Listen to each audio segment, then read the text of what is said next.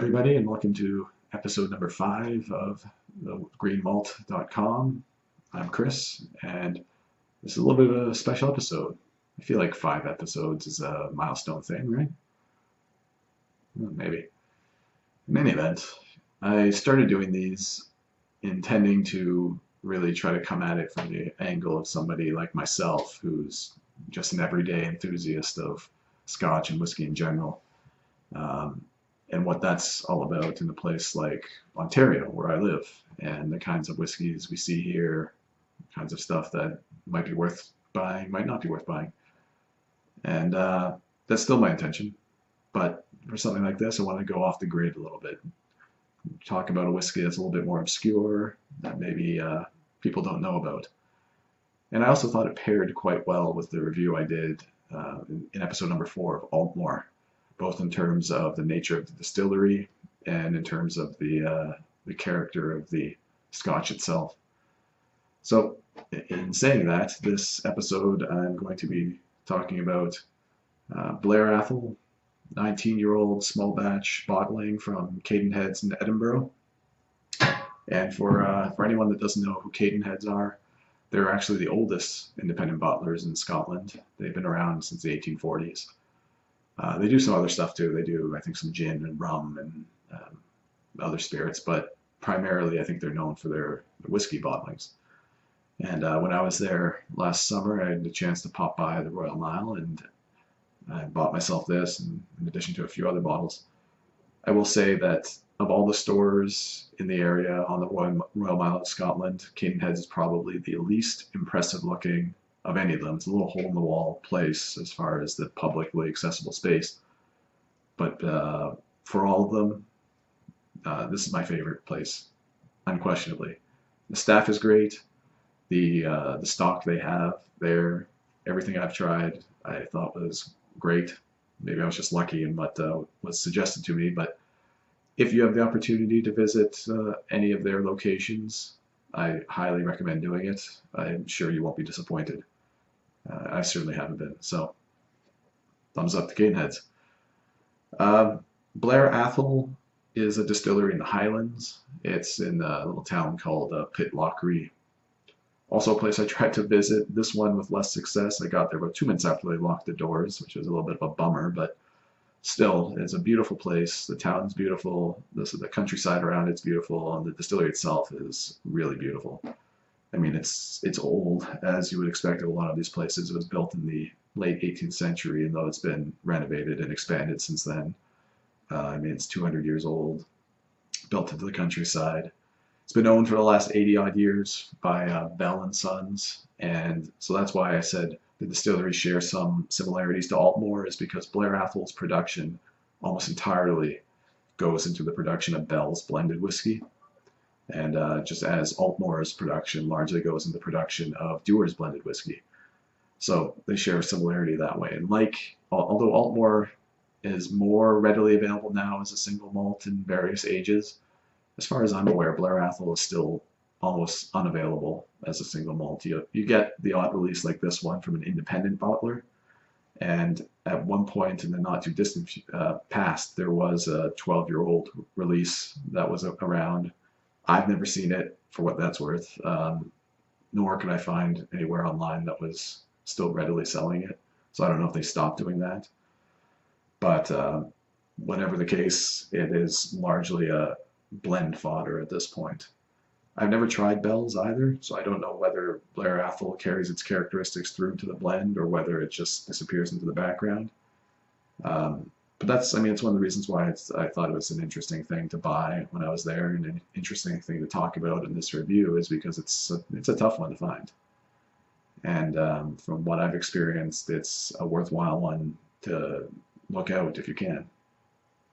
This bottle is bottled at 55% alcohol by volume. It's a little bit stronger. It's definitely not colored. It's one of the palest yellows I've seen in a whiskey. And from what I can see, I don't think it's chill filtered either. I mean, I poured this glass of whiskey about 15 minutes ago. It's starting to form a little bit of mist, particularly around the top of the glass. And that's a good sign to me. I mean, it doesn't say anywhere whether it's filtered, whether it's colored, but I would say not filtered, not colored. So, two good things. I did pour a little bit of water in this already because, as I said, not only is it 55% ABV, but it is a strong 55. There are some higher 50+% whiskeys that I'll drink almost neat, maybe a drop or two of water. But this one, I mean, for a 19-year-old whiskey, it still maintains some of that oomph. And it definitely takes a little bit of water to settle it down and release a little bit of the flavors underneath. Now, when I bought this, it was recommended to me by the gentleman at Cadenhead's as something different to try. And when he described it as an earthy whiskey. I wasn't sure what he meant by that at the time, but having tried it on numerous occasions now, and as I'll describe, I fully understand what he was talking about, and I've come to appreciate it greatly. It's a weird thing to say earthy, to describe something as earthy or musty or tasting of hay or grass or smelling of hay or grass. And I say that to people and they look at me as if I must think it's disgusting. But when I say that and not meaning it as a positive or negative, just as a statement of what it smells or tastes like. And in this case, it works. Wait a minute, I was going to sip that. I don't know. Smell first, then taste. All right. Yeah, there's the earthiness. Like I just said, earthy, hay, grass. It's a dry nose. There is no hint of sweetness on the nose, and that's a big differentiating factor from what I'll talk about the last review with Altmore versus the Blair Athol. They share some similarities in their flavor profiles, but big differentiating factor is the lack of sweetness in this particular malt. And I should say this is a purely bourbon aged whiskey, no sherry influence to this, as you might expect, right, from a whiskey this pale, double aged in bourbon barrels. So as I said, dry, grassy notes, but you get a little bit of the underlying fruit component coming through behind. Not quite the tropical fruits of an Altmore, at least not in the nose. Much more pear, peach, and like a sour green apple. Yeah. Now let's taste it.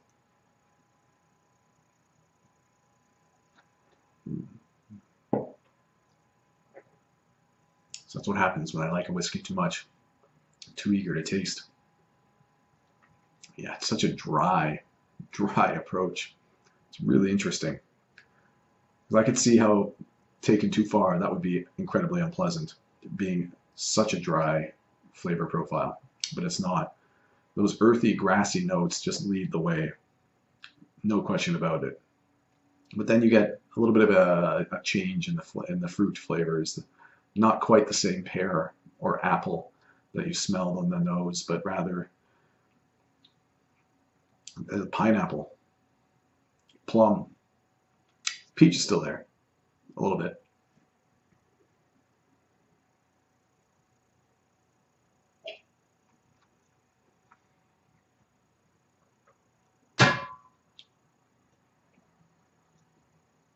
None of the toffee sweetness I would expect. Not at all. Only a hint of vanilla towards the end of the development. Once you get through those fruit flavors, you get this creamy finish to it. As I said, creamy finish with a little bit of that vanilla. Still the earthy notes just carry right through, from the approach right through to the finish.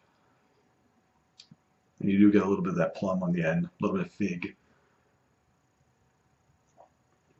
Yeah. So whereas the Altmore of the last review, still a very fruity, fresh fruity type of whiskey, right? The Altmore was a much sweeter approach, much more tropical, even though I said that there's pineapple in this, and there is. This does not have the same citrusy flavor to it.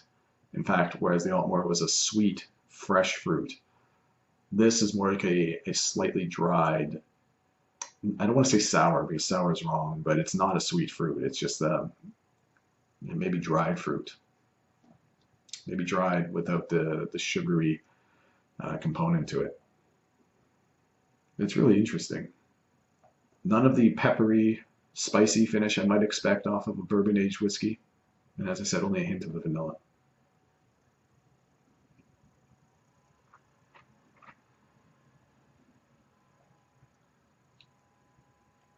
Yeah, it's an excellent whiskey. It really is. And it's almost unique, I think, in my own collection anyway, as far as the combination of sweetness or lack thereof with the fruity, earthy profile of it in terms of that sort of dried, how to describe it? Dried tree fruit, maybe, right? Plums, pears, peach, pineapple, leading into that creamy finish with some of that fig, and again the plum and the earthy notes just carrying right through. I don't think I have anything else like it. I'd love to hear of others that share a similar profile because I'd be very interested to try them. But in terms of this one, if I had to give it a mark, I think this is definitely deserving of my first 90 plus score, and I would give it a 90 out of 100. If I could go out right now and buy another bottle of it just to have it for a backup, I would. And I'd encourage anyone that has a chance to pop by Cadenhead's to try something from Blair Athol, even if it's not the same bottling, to do the same. But as I said, this is a little bit of an obscure choice for a review, so I'm sorry for that.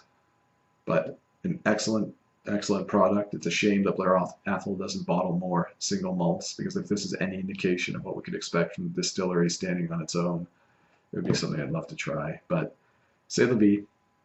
Anyway, 90 out of 100.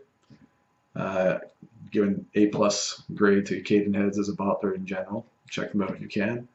And next review, we'll be back to something a little bit more commercially available, a lot more commercially available. And I'm sure something better known. But until then, thank you guys, and cheers.